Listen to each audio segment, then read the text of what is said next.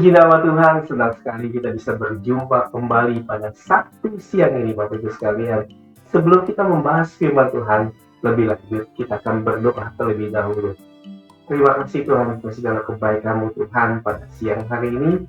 Kami bisa bersama-sama belajar firman Tuhan, membuka firman Tuhan. Kami percaya hikmat, manfaat-Mu Tuhan, Kau tambah-tambahkan dalam kehidupan kami, baik yang mendengar maupun yang memberikan firman Tuhan. Biar setiap kami bisa mendapatkan rema untuk kami bisa berjalan bersama dengan Engkau Tuhan, untuk melatih iman kami agar kami terus bertumbuh di dalam pengetahuan akan firman Tuhan. Terima kasih Tuhan, hanya dalam nama Yesus kami berdoa dan mengucap syukur. Haleluya. Amin. Apa kabarnya Bapak Ibu sekalian? Saya berharap semua dalam keadaan sehat, dalam keadaan kuat, dalam keadaan apapun kita tetap harus percaya bahwa Tuhan Yesus baik. Haleluya. Bapak Ibu, minggu lalu kita belajar, Sabtu lalu kita belajar mengenai persembahan yang hidup. Bagian yang pertama kita akan belajar pada Sabtu siang ini kebenaran firman Tuhan tentang persembahan yang hidup. Bagian yang kedua ada 2 poin yang akan saya sampaikan. Yang pertama itu tentang persembahan yang hidup, korban yang harum. Dan yang kedua, korban yang lebih baik. Jadi yang pertama korban yang harum dan korban yang lebih baik. Yang kedua. Dan sebelum itu kita tahu bahwa kita belajar tentang bagaimana korban yang harum di hadapan Tuhan.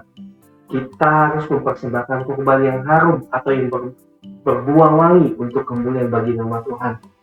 Masih ingat pada masa perjanjian lama, Allah menetapkan persembahan itu dari binatang tertentu dan harus dibakar habis itu di atas mezbah itu karena baunya yang harum menyenangkan hati Tuhan. Ketika imam atau seseorang mempersembahkan korban harus berbau harum. Karena untuk apa? Karena untuk menyenangkan hati Tuhan. Di dalam perjanjian baru setelah pengorbanan Tuhan Yesus di atas kayu salib, kita diminta untuk mempersembahkan tubuh kita sebagai persembahan yang hidup, atau perbuatan kasih di dalam hidup kita menjadi persembahan yang harum bagi Dia. Jadi ada 2 korban, yang pertama di perjanjian lama dan perjanjian baru. Kita akan melihat bagaimana kita mensingkapi pengetahuan firman Tuhan ini, bagaimana kita bisa membawa korban yang harum di hadapan Tuhan. Aroma yang menyenangkan atau bau yang menyenangkan ini adalah sebuah antropometri yang menjelaskan Allah dengan karakteristik manusianya. Jadi untuk menggambarkan bahwa suatu tindakan, khususnya korban persembahan yang kita lakukan dengan hati yang benar di hadapan Tuhan, berkenan kepada Allah dan menyenangkan hatinya. Seperti aroma makanan yang lezat untuk menyenangkan hati orang yang menciumnya Bapak Ibu.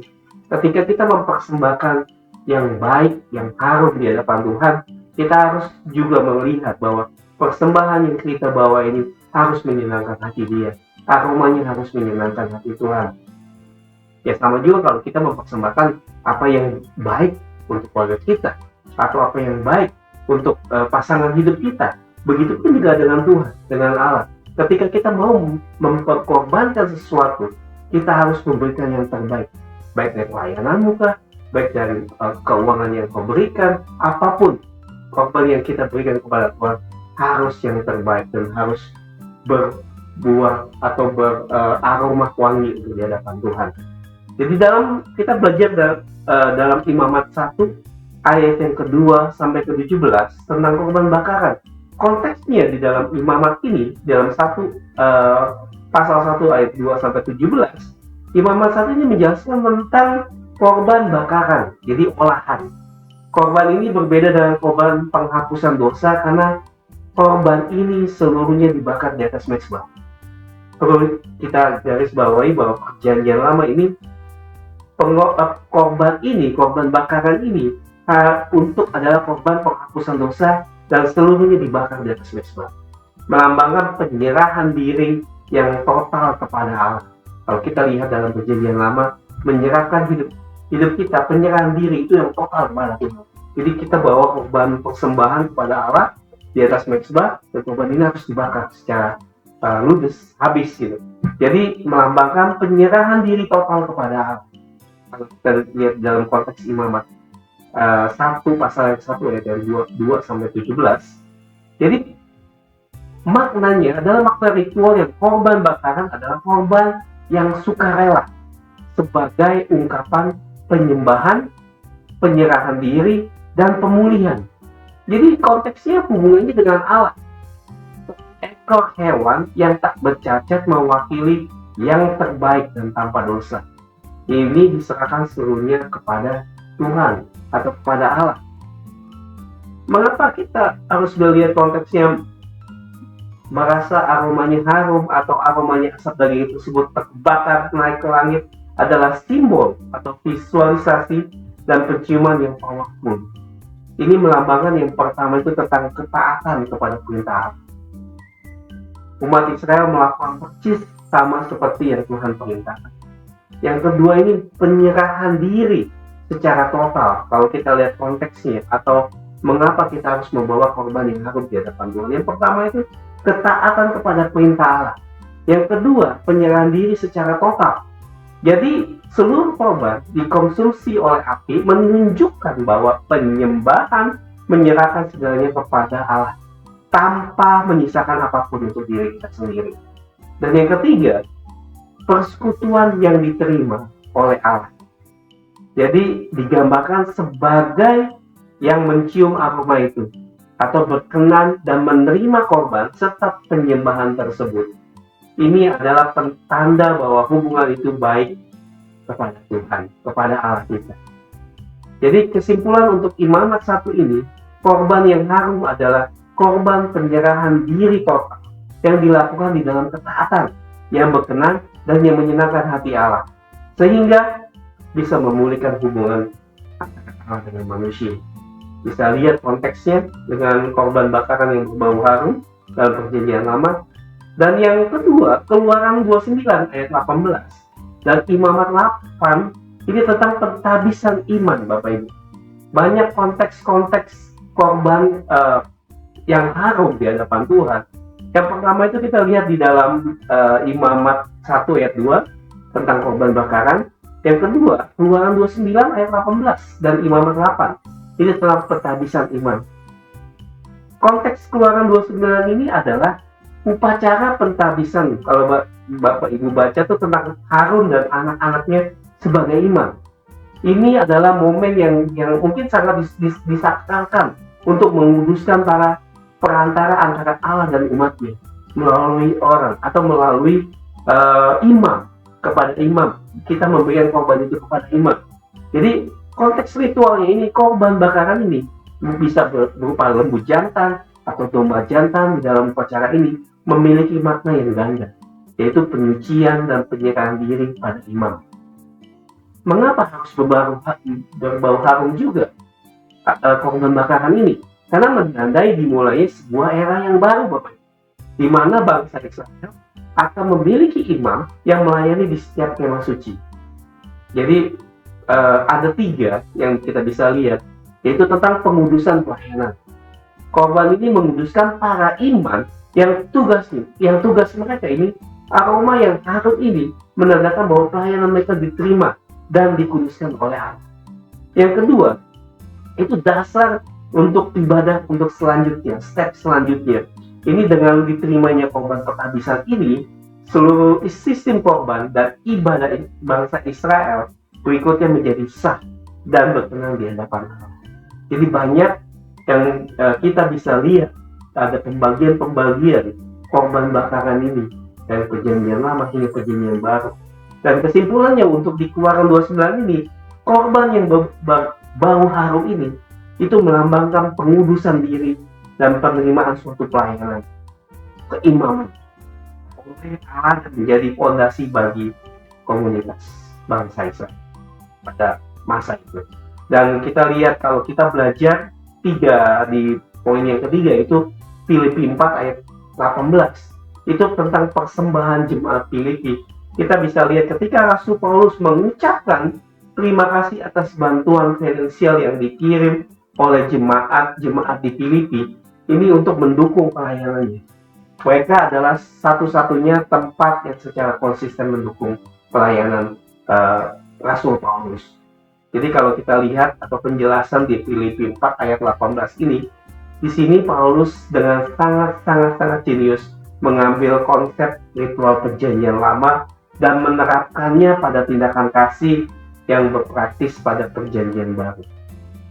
Jadi dari hewan kepada pemberian yang dipersembahkanlah bukanlah domba atau lembu lagi, melainkan tetapi uang dan barang yang dikirim dari jemaat-jemaat Filipi untuk pelayanan Paulus.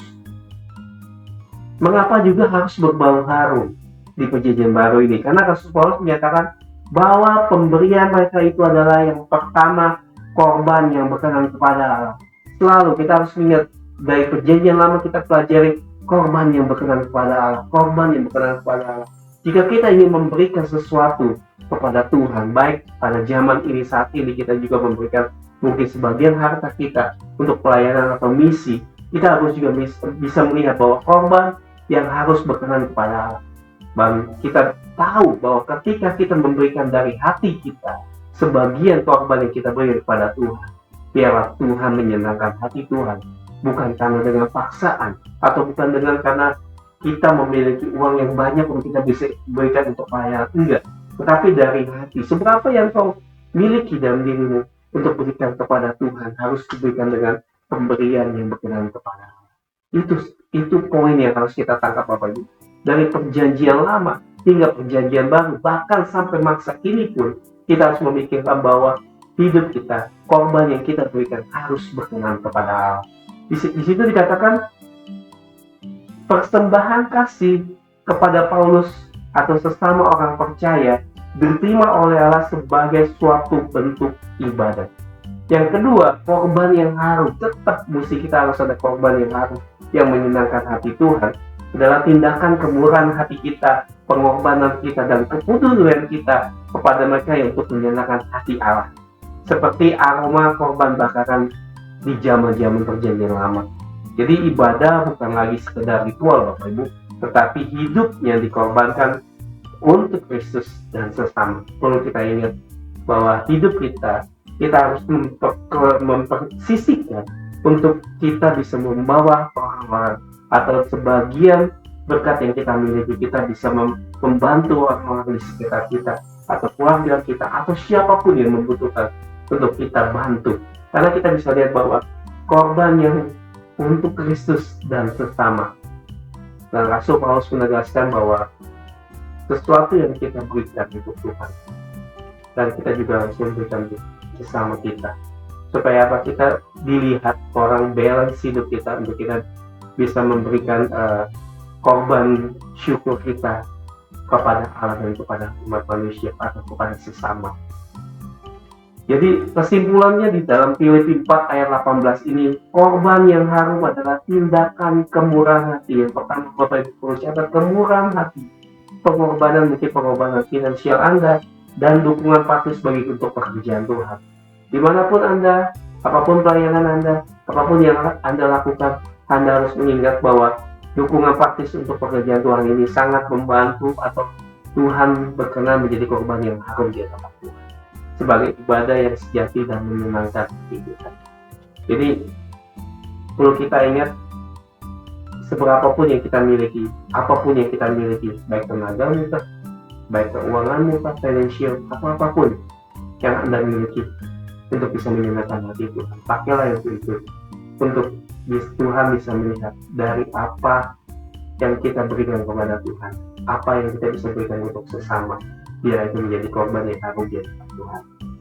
Yang keempat, kita bisa belajar dari Efesus 5 ayat yang kedua, yaitu korban Kristus. Paulus mendorong jemaat Efesus untuk meneladani kasih Kristus di dalam kehidupan sehari-hari mereka. Jadi penggenapan tertinggi ini, ayat ini adalah puncak dari seluruh korban yang harum. Semoga korban dari perjanjian lama hanyalah bayangan dari korban yang satu ini, karena sang korban itu adalah Yesus Kristus sendiri. Yang perlu kita ingat bahwa mengapa harum? Karena kematian Kristus di atas kayu salib. Yang pertama, korban yang sangat-sangat sempurna dan tak bercacat. Jadi seperti hewan korban dari perjanjian lama harus tak bercacat. Ya, kalau kita garis bawahi, ketika perjanjian lama mempersembahkan korban harus yang baik dan tak bercacat. Dan Kristus adalah anak domba Allah yang sempurna di dalam Yohanes 1 ayat 29. Anak domba Allah yang sempurna, perfect. Bahwa yang kedua, korban yang berkenan dan menyenangkan hati Bapa.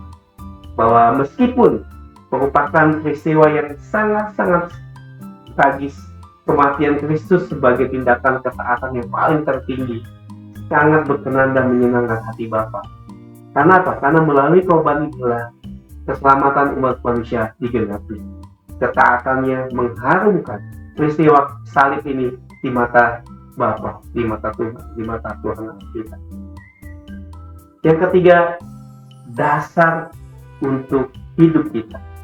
Karena Kristus telah menyerahkan dirinya sebagai korban yang harum. Kita sekarang dipanggil untuk hidup di dalam kasih dengan meneladani pengorbanan. Hidup kita sendiri harus menjadi aroma yang baik, aroma Kristus. Jadi kesimpulan untuk Efesus 5 ayat 2 ini, bahwa korban yang harum adalah puncak penggenapan dari semua simbol-simbol perjanjian lama, yaitu pengorbanan Yesus Kristus di atas kayu salib, ketaatannya, kasihnya yang sempurna untuk menyerahkan dirinya, adalah korban yang paling berkenan dan menyenangkan hati Allah Bapa, yang menjadi dasar keselamatan kita dan teladan kita bagi hidup kita.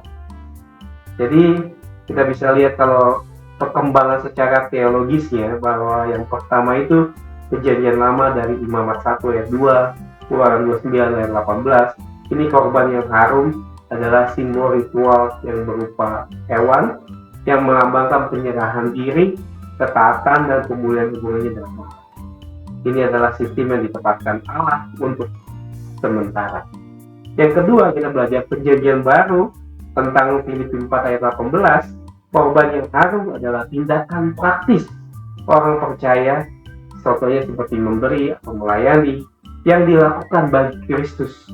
Ibadah secara bergeser ritualnya fisik ke hidup yang dikorbankan. Yang ketiga, perjanjian baru yang penggenapannya dalam Efesus 5 ayat 2, korban yang harum adalah pribadi dan pekerjaan Yesus Kristus sendiri. Dialah realitas atau sesungguhnya dari semua simbol perjanjian lama. Kematiannya adalah korban yang harum yang sempurna sekali untuk selamanya, dan menjadi dasar bagi semua korban yang harum yang kita persembahkan untuk Allah. Jadi 3 poin ini kita tahu bahwa pengenapan korban yang sempurna itu hanya melalui Yesus Kristus. Pengenapan korban yang berbau harum itu hanya dari pengorbanan Tuhan Yesus di atas kayu salib.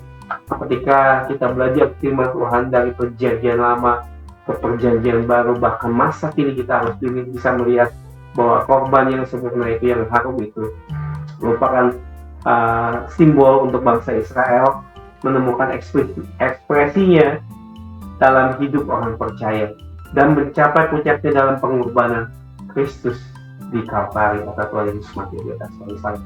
Itu adalah pengorbanan yang sempurna yang berkenan kepada Bapa. Yang kedua, kita belajar korban tidak bercacat di dalam Ulangan 17 ayat pertama. Saya bacakan untuk Bapak Ibu sekalian. Janganlah kau persembahkan bagi Tuhan Allahmu lembu atau domba yang ada cacatnya atau sesuatu yang buruk, sebab yang demikian adalah kekejian bagi Tuhan Allahmu. Kita lihat di dalam Ulangan 17 ini ayat pertama, ketika kita mau mempersembahkan sesuatu untuk Tuhan, kita harus lihat bahwa firman Tuhan berkata tidak ada yang boleh yang cacat dan harus yang berkenan kepada Tuhan, dan korban itu akan menjadi harum. Konteks ayat ini bagian dari hukum Taurat Bapak Ibu, khususnya dalam kitab Ulangan yang mengatur tentang ibadah dan korban persembahan kepada Tuhan. Kita bisa lihat kesempurnaan fisik yang dikatakan di ayat 17 ayat pertama ini berbicara tentang tidak bercacat. Berarti hewan yang akan dikorbankan haruslah sempurna secara fisik. yang mencakup mungkin tidak ada luka, atau tidak ada penyakit, atau cacat lahir, tidak buta, atau tidak pincang, atau memiliki tubuh yang rusak. Jadi hewan ini harus yang terbaik, yaitu yang gemuk, yang sehat, dan yang kuat untuk mempersembahkan korban buat Tuhan dan perjanjian lama. Kalau kita lihat dari makna teologisnya atau spiritualnya, bahwa tuntutan sempurna ini bukan karena Tuhan membutuhkan hubungan yang sempurna, bukan, tetapi memiliki makna simbolis yang sangat dalam, Bapak Ibu. Yang pertama itu mencerminkan kekudusan Allah. Allah itu kudus dan sempurna. Kalau kita baca dalam Imamat 11 ayat 4-45, silakan Bapak Ibu baca bahwa mempersembahkan yang cacat adalah suatu kekejian buat Tuhan. Karena tindakan itu merendahkan kekudusan. Itu menunjukkan sikap tidak hormat dan meremehkan Tuhan. Begitupun dengan hidup kita. Ketika hidup kita tahu talenta kita tahu bakat kita tahu kita bisa melayani Tuhan dengan baik. Tapi kita harus mempergunakan itu dengan sepenuh hati kita. Kita bisa bermain musik, pakailah itu untuk melayani Tuhan. Kita bisa bernyanyi, pakailah itu untuk melayani Tuhan. Kita untuk bisa melakukan pekerjaan apapun untuk Tuhan dengan segenap hatimu. Jangan setengah-setengah kita untuk melayani Tuhan. Ketika Tuhan tahu kita melayani dengan sungguh-sungguh, pintu-pintu berkat itu akan terbuka. Tuhan akan memberikan, akan mencurahkan segala berkat bagi anak-anak Tuhan yang mau melayani Dia dengan sepenuh hati. Dan ketika kita melayani Tuhan dengan segenap hati kita, mana ada sih seorang ayah yang tidak memberikan anaknya sesuatu yang dia miliki. Dan kita harus tahu bahwa pintu berkat itu, segala sesuatu yang kita miliki adalah untuk melayani Tuhan, Bapak Ibu sekalian. Jadi kita belajar pada siang hari ini tentang bagaimana kita harus mempersiapkan korban bakaran tersebut untuk Tuhan dan yang berbau harum untuk pemulihan bagi nama Tuhan. Dan kita tahu bahwa mewakili sang pemberi korban yang kedua, korban yang sempurna mewakili hati kita dan komitmen yang penuh dari orang yang mempersembahkan yang terbaik, menunjukkan bahwa Tuhan adalah prioritas utama dalam hidup kita. Ya, dimana Tuhan banyak mengecam praktek mempersembahkan hewan yang cacat. Tetapi kita bisa lihat konteks ini, konteks dimana di perjanjian lama, baik perjanjian baru yang Tuhan sudah ajarkan atau Kristus sudah ajarkan, Tuhan Yesus mengorbankan dirinya untuk menebus kita, orang yang berdosa ini. Dia dengan sempurna, pengorbanan yang sempurna mati di atas kayu salib dengan menyucikan darahnya. Jadi lambang dari Kristus ini bahwa perjanjian baru, korban perjanjian lama dilihat sebagaimana bayangan dari korban yang sempurna, yaitu Yesus Kristus. Yesus digambarkan sebagai anak domba Paskah dalam 1 Korintus 5 ayat 7 yang tidak bercacat dan tidak bernoda. Dari kita tahu, kita baca Matius, Markus, Lukas, di mana dia kecacatan Tuhan, di mana Tuhan bernoda, tidak ada Bapak, tidak ada diperlukan satupun. Dan kita tahu bahwa dilambangkan sebagai anak domba Paskah yang tidak bercacat dan tidak bernoda. Itulah Kristus. Jadi kesempurnaan fisik hewan ini menunjuk pada kesempurnaan moral dan spiritual Kristus. Tidak berdosa sehingga layak menjadi korban penebusan bagi seluruh umat manusia. Ya, kita belajar pada siang hari ini bahwa pengorbanan Tuhan di atas kayu salib itu adalah sungguh-sungguh sempurna, tidak bercacat, menempatkan prinsip bahwa Allah layak menerima yang terbaik dan berharga dari hidup kita. Ini adalah salah hati yang kita menghormati kekudusan dan mengakui bahwa hanya yang sempurna yang akhirnya digenapi dalam Kristus dan dapat mendekati Allah yang Maha Suci. Kita harus tahu bahwa korban yang lebih baik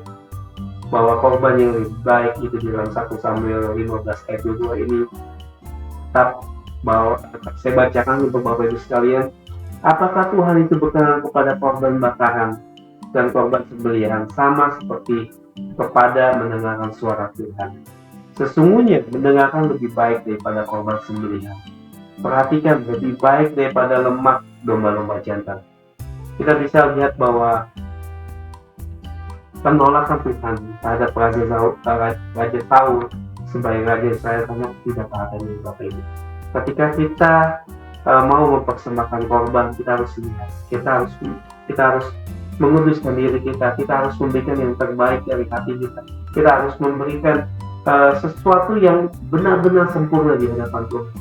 Jangan kita bermain-main dengan apa yang kita persembahkan, hidup kita, perbuatan kita, tingkah laku kita, atau pelayanan kita harus berikan yang terbaik buat Tuhan. Kita bisa lihat bahwa hubungan korban yang lebih baik ini, yang dimaksud Samuel tadi ini, bukanlah jenis korban hewan, melainkan sikap hati kita dan mau mendengarkan suara Tuhan. Tanpa ketaatan adalah kosong dan sia-sia. Segala sesuatunya Tuhan berkenan kepada seseorang yang taat dengan hati yang tulus daripada seseorang yang rajin beribadah tetapi hatinya memberontak. Samuel berkata seperti itu. Lebih baik kita mempunyai hati yang taat dan hati yang tulus untuk kita datang kepada Tuhan, daripada seseorang yang rajin ibadah tetapi hatinya memberontak. Itu tidak berkenan kepada Tuhan. Ketika hidup kita mau diberikan sepenuhnya kepada Tuhan, jadilah sebagai domba yang jujur, domba yang mau diberi, domba yang mau jangan dituntun jalan, supaya kita tulus, pelayanan kita tulus, perbuatan kita tulus, apa yang kita lakukan tulus, Tuhan akan berkenan kepada hidupmu. Lakukanlah semua itu untuk Tuhan, bukan untuk manusia. Ketika kita melakukan itu Tuhan, apapun yang terjadi, resiko apapun yang kita hadapi, situasi apapun yang kita hadapi, kita tetap melihatnya Tuhan, bukan melihat orang lain untuk kita melayani Tuhan. Tidak ada kekecewaan, tidak ada putus asa, tidak ada sakit hati. Ketika kamu memandang sesuatunya untuk melayani Tuhan dengan korban yang tulus di hadapan Tuhan, jalan-jalan itu akan selalu terbuka untuk setiap orang yang percayakan Dia. Karena kita melakukannya untuk Dia, bukan untuk manusia. Baik kita kecewa pada leader kita, atau kita kecewa dengan sesama pelayanan teman-teman kita, atau kita kecewa dengan orang-orang yang kita layani. Tetapi ingat bahwa setiap korban yang tulus, korban yang berkenan kepada Tuhan, akan Tuhan jaga kehidupan kita untuk kita bisa maju terus sampai garis finish. Rasul Paulus berkata, akhiri pertandinganmu sampai garis akhir dan kamu akan menerima mahkota kehidupan ini. Tetap semangat Bapak Ibu sekalian, demikian firman Tuhan yang bisa saya sampaikan, bahwa kita akan kembali minggu depan di jam yang sama, pada waktu yang sama, jam 1 siang waktu Sydney. Sabtu depan kita akan belajar persembahan yang hidup bagian yang ketiga. Salam sukacita selalu, Tuhan Yesus selalu memberkati Bapak Ibu dimanapun Anda berada. God bless you. Shalom.